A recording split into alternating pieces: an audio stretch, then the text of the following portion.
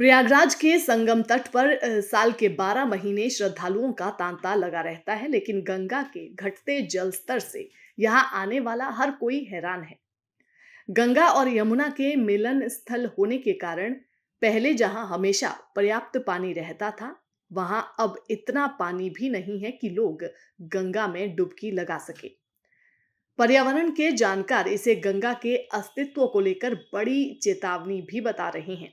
देश के उत्तरी भाग में पड़ रही भीषण गर्मी के चलते नदी नाले तालाब और पानी के स्रोत सूख रहे हैं। साथ ही बड़ी नदियों में भी पानी का स्तर नीचे चला गया है।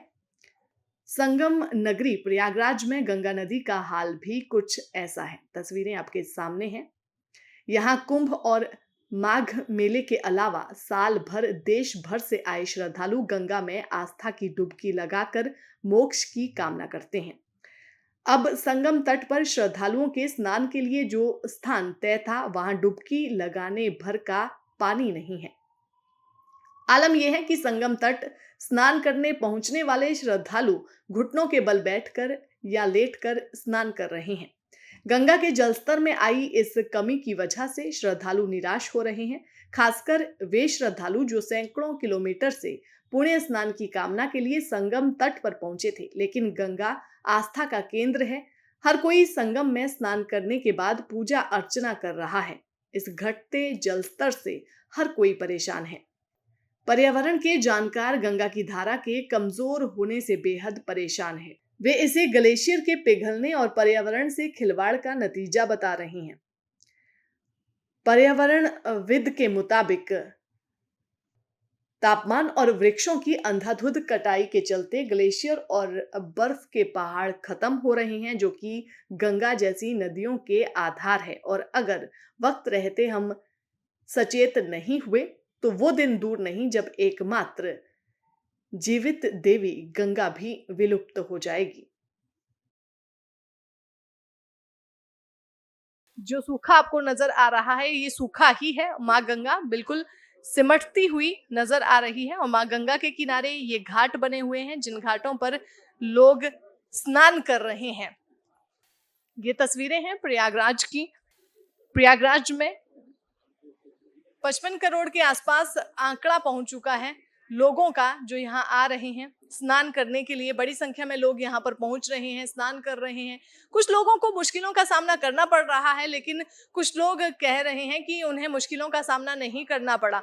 यहाँ पर वीआईपी वीवीआईपी कल्चर भी देखने को मिला। कुछ लोग गाड़ियों से अंदर तक पहुंचे, जबकि बहुत सारे ऐसे लोग थे जो 12 से 15 किलोमीटर चलकर संगम स्थल पर पहुंचे। बड़ी मशक्कत के बाद उन्होंने स्नान किया। हाँ, हम आपको पहले भी ये बात बता चुके हैं, जिन लोगों के पास पैसा है उनके लिए इतनी मुश्किल नहीं थी, क्योंकि यहाँ ऑटो के जो रेट थे काफ़ी ज़्यादा थे। इसके अलावा टैक्सी टैक्सी के रेट 10 गुना ज़्यादा बढ़ गए। हवाई जहाज़ की टिकट की बात की जाए, रेलवे की बात की जाए, तो तमाम जगहों पर 3 से 4 गुना तो कम से कम पैसा खर्च करना ही पड़ रहा है लोगों को। फिर भी बावजूद इसके लोगों में उत्साह काफी नजर आ रहा है।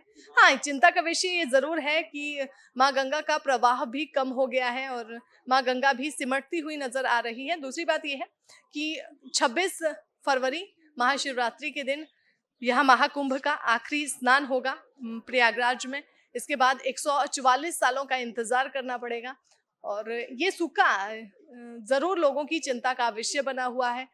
पहाड़ों पर बर्फबारी इस बार उतनी नहीं हुई जितनी उम्मीद की जा रही थी। हिमाचल प्रदेश के पहाड़ों की बात की जाए या फिर उत्तराखंड के पहाड़ों की बात की जाए, इन पहाड़ों पर बेहद ही कम इस बार बर्फबारी और बारिश देखने को मिली। हिमाचल प्रदेश तो ऐसा रहा इस बार कि तरसता ही रहा कि कब बारिश होगी, कब बारिश होगी। सूखे जैसे हालात लंबे समय तक हिमाचल प्रदेश में बने रहे, जिसकी वजह से माँ गंगा का प्रभाव भी बेहद कम हो गया है। उत्तराखंड की भी यही बात है। उत्तराखंड में भी इतनी बर्फबारी या फिर इतनी बारिश नहीं हुई जितनी होनी चाहिए थी। सामान्य तौर पर बेहद कम ही बारिश और बर्फबारी हुई है, जिसका सीधा असर इन जगहों पर दिखा, नदियों पर दिखा।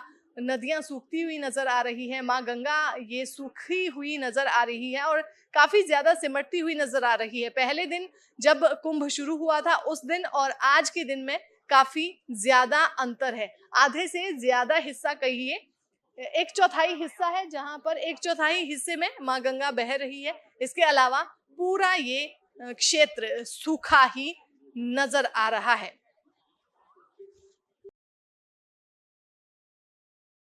प्रयागराज में लोग आ रहे हैं, स्नान कर रहे हैं, इसके साथ साथ लोग अपने साथ कुछ सामान भी लेकर आ रहे हैं, जैसे बोतल लेकर आ रहे हैं या फिर कुछ और जिसमें गंगा का पानी अपने साथ घर ले जा सके।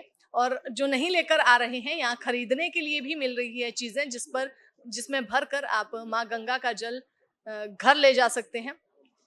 बड़ी संख्या में अगर 55 करोड़ लोग यहाँ पर अब तक आस्था की डुबकी लगा चुके हैं, तो इनमें से कम 52 या 53 करोड़ लोग ऐसे होंगे जिन्होंने अपने साथ यहाँ से माँ गंगा का पानी भी अपने साथ भर भर कर ले गए। हालांकि ये इसके पीछे की वजह नहीं है कि माँ गंगा इस वजह से सूख गई है या माँ गंगा का प्रवाह इस वजह से कम हुआ है। इसका सीधा असर जो पहाड़ों का सूखा था उसका सीधा असर यहाँ पर देखने को मिला है। फिलहाल इस रिपोर्ट में इतना ही। मैं डिम्पल राणा और कैमरे के पीछे मेरे साथ रजनीश शर्मा।